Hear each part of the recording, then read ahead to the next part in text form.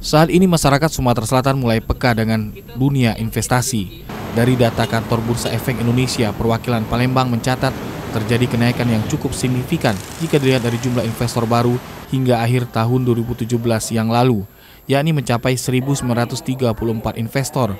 Sementara pada tahun 2016 yang lalu, investor di Sumsel baru mencapai 1.736 investor.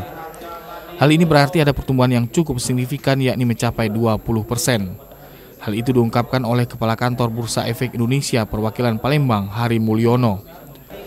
Menurutnya, selain pertumbuhan di sisi jumlah, perluasan masyarakat yang investasi saham di Sumsel juga lebih berkembang.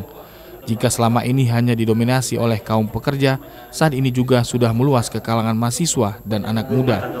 Dengan adanya program Yuk Nabung Saham yang sudah dikampanyekan secara nasional mulai November 2015, pertumbuhan yang signifikan tentang investor di Sumatera Selatan melalui program Yuk Nabung Saham cukuplah signifikan.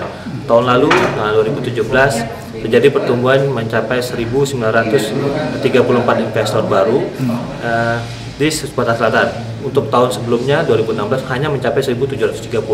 Artinya ada pertumbuhan yang cukup signifikan, lebih dari 20%. Secara umum, investor aktif yang ada di Sumsel didominasi karyawan swasta sebanyak 48%, anak muda, pengusaha, dan PNS. Tim Liputan TVRI Sumsel melaporkan.